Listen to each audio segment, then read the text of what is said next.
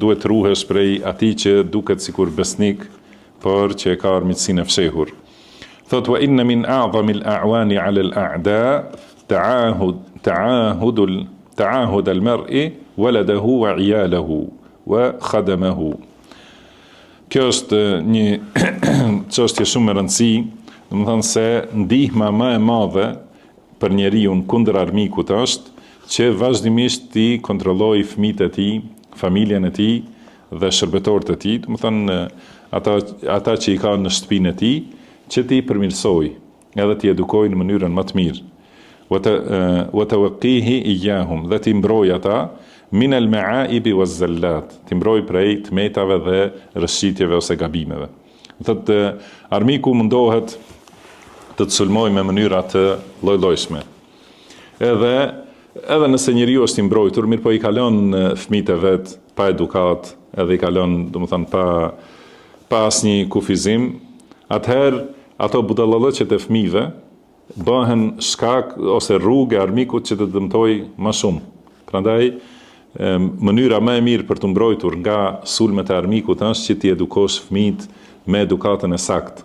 Edhe pastaj ka thonë Sulejman ibn Davud, djalit vet, ja bunayya, o biri im, idha aradta an taghidha aduwak, nëse do ta mllefosësh armikun tënd, domethënë ta shkatrosh armikun, nëse do me shkatruar armikun, atëherë fala tarfa an ibnika al-asa, mos e largo shkopin nga djali yt. Domethënë edukoje mirë djalin, atëherë e ke shkatruar armikun. Nëse i le hapësirë, domethënë që fëmijët jenë devijuar dhe të çorroditur të shkatruar, atëherë armiku domethënë këtë pret. Kjo prapë po themi siç është në nivelin individual të njerëzve, gjithashtu është edhe në nivelin e umetit. Çka ka ndodhur që armiku e ka marrë gjithë këtë guxim kundër muslimanëve, është shkaku se nuk i kanë edukuar muslimanët gjeneratat e reja me islam ashtu si kanë qenë gjeneratat e hershme. Edhe për këtë shkak, armiku ka gjetë rrugë përmes devijimit, domethënë të gjeneratave të reja, atëherë ka gjetë rrugë që t'i dëmtojë muslimanët, edhe manipulon me emocionet e muslimanëve, domethënë në mënyrën më të shëmtuar, edhe më të ulët.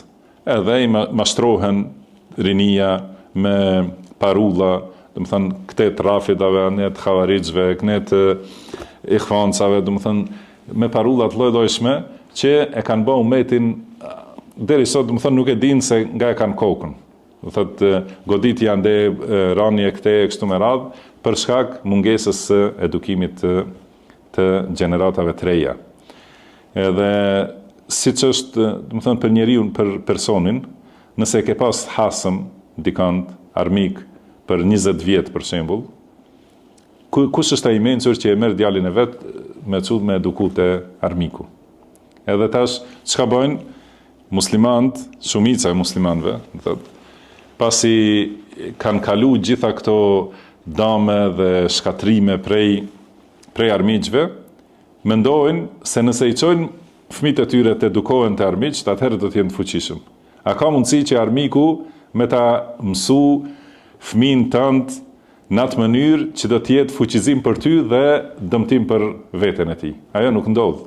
Prandaj duhet secili të edukojë fëmin e vet në shtëpinë e tij, edhe ne si umet, domethënë duhet t'i edukojmë rinin, t'i edukojmë me edukat sakt islame të fuqishme, edukat fuqishme dhe të sakt islame, ne ashtu si duhet të jetë umeti musliman.